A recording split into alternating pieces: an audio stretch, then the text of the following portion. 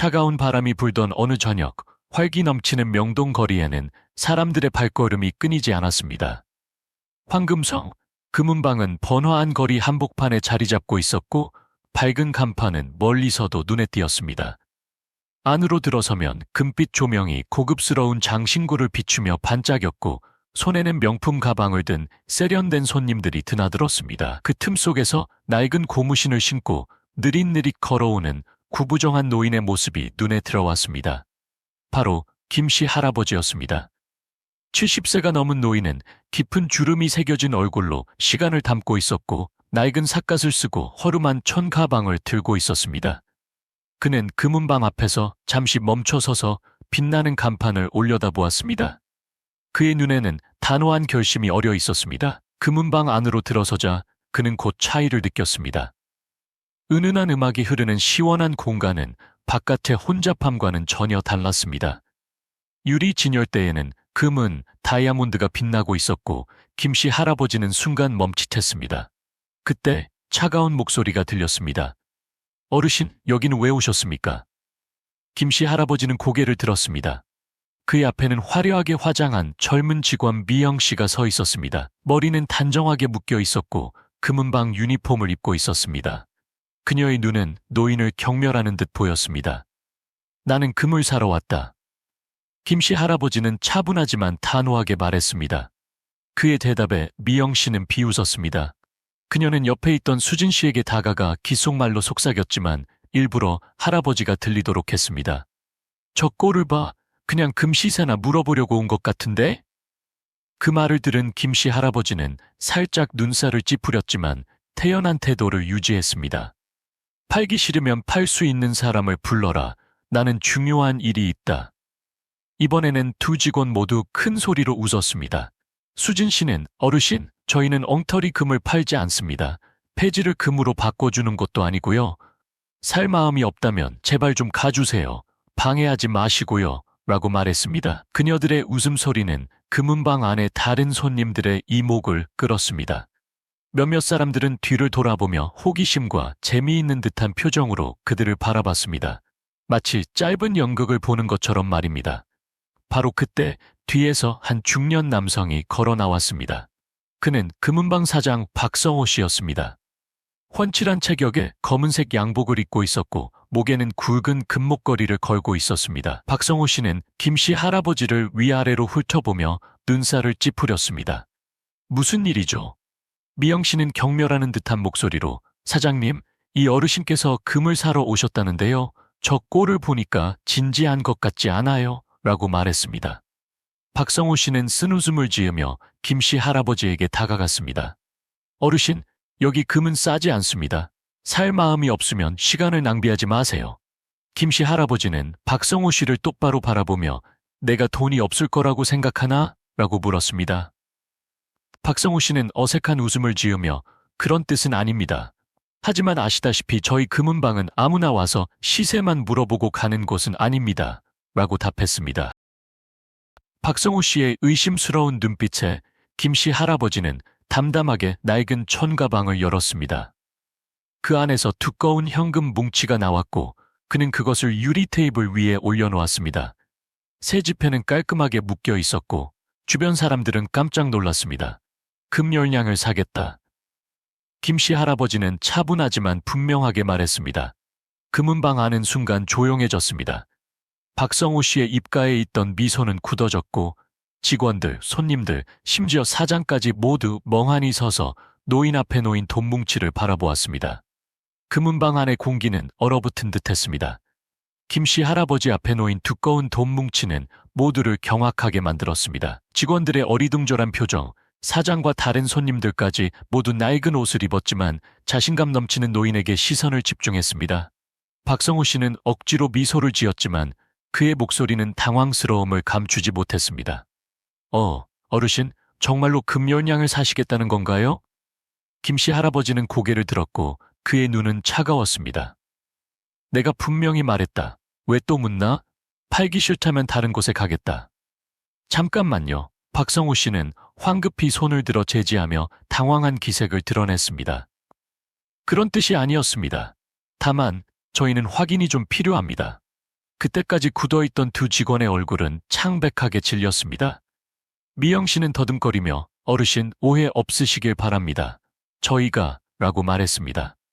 김씨 할아버지는 답하지 않고 미소를 지었습니다. 그는 청가방을 테이블에 놓고 팔짱을 낀 채 기다렸습니다. 박성호 씨는 급히 직원에게 지시했습니다. 당장 금 가져와. 이 어르신께 최고의 서비스로 모셔. 잠시 후 두 직원은 서둘러 금을 준비했고 박성호 씨는 김씨 할아버지와 이야기를 나누며 긴장된 분위기를 누그러뜨리려 애썼습니다.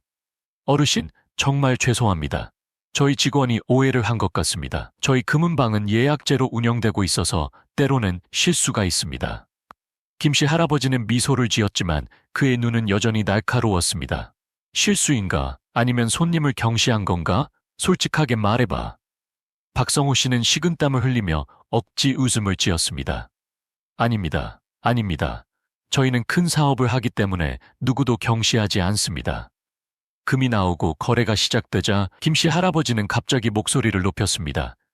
박 사장, 자네는 이 거리 모퉁이 땅을 자네에게 판 사람이 누군지 기억하나? 그의 질문에 박성호 씨는 깜짝 놀랐습니다. 순간 그의 눈에는 혼란이 스쳐 지나갔습니다.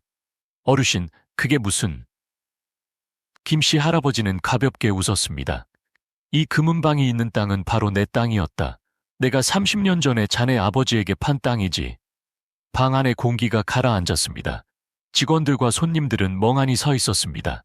박성호 씨는 믿을 수 없다는 표정으로 김씨 할아버지를 바라봤습니다.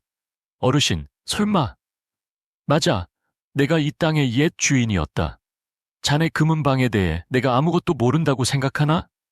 자네가 어떻게 장사하는지 오랫동안 지켜봤고 오늘 내가 금을 사러 온 것은 단지 금 때문만이 아니라 자네가 손님을 어떻게 대하는지 보려고 온 것이다. 박성호 씨는 얼굴이 하얗게 질렸습니다. 그는 문제를 알아차렸고 부끄러움에 휩싸였습니다. 김씨 할아버지는 말을 이었습니다. 박 사장, 옛날 자네 아버지는 정직한 상인이었다. 그분은 이곳을 차별 없이 누구나 올 수 있는 공간으로 만들겠다고 약속하고 내 땅을 샀지. 그런데 오늘 자네와 직원들이 나를 대하는 모습을 보니 자네는 그 약속을 어겼다. 박성호 씨는 당황하며 말했습니다. 어르신, 저는 죄송합니다. 몰랐습니다. 모르는 것은 이유가 될 수 없다. 김씨 할아버지는 냉정하게 말했습니다. 만약 내가 돈을 가져오지 않았다면 내가 존중받을 자격이 없다고 생각했겠지? 자네는 중요한 것을 잊었어. 손님은 돈만이 아니라 사람이라는 것을. 박성호 씨는 김씨 할아버지 앞에 무릎을 꿇고 두 손을 떨었습니다. 죄송합니다. 제가 잘못했습니다. 부디 제게 기회를 주십시오. 금은방 안은 고요해졌습니다. 모든 직원과 손님들은 박성호 씨가 김씨 할아버지 앞에서 무릎 꿇는 모습을 지켜보았습니다. 몇몇 손님들은 수근거리기 시작했고 눈에는 놀라움과 호기심이 가득했습니다. 김씨 할아버지는 담담한 표정으로 박성호 씨를 바라봤습니다.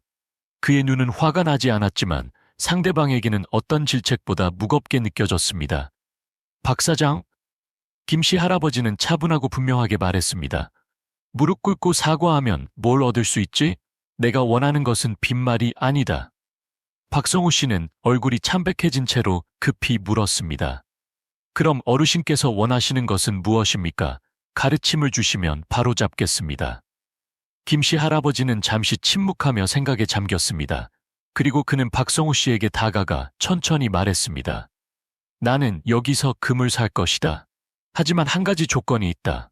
오늘 내가 산 금으로 얻는 이익의 일부를 자선 기금으로 내놓아야 한다. 그 기금은 가난하고 어려운 사람들을 도울 것이다.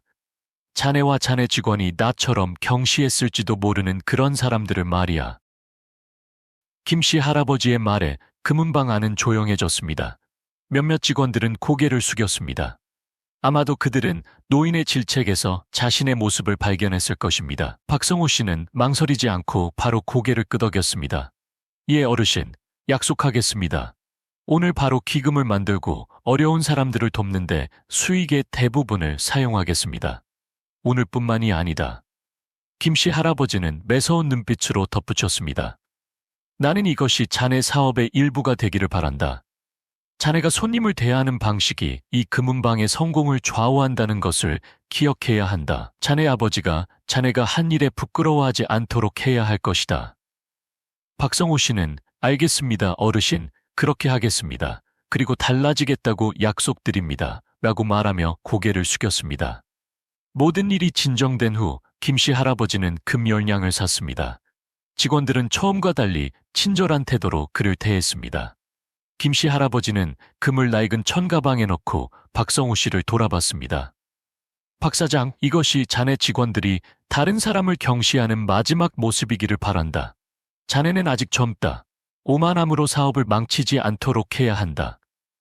김씨 할아버지는 금은방을 나섰습니다. 그의 모습과 낡은 천가방, 낡은 고무신은 사람들 속으로 사라졌지만 그날 그곳에 있던 모든 사람들의 기억에 깊이 새겨졌습니다.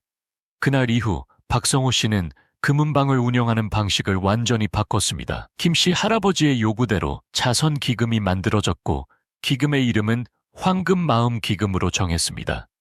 박성호 씨는 자선 활동에 직접 참여하여 어려운 이웃을 방문하고 직원들에게 항상 누구도 경시하지 마라. 여기 오는 모든 사람은 사연이 있고 우리는 그들을 판단할 권리가 없다. 라고 강조했습니다.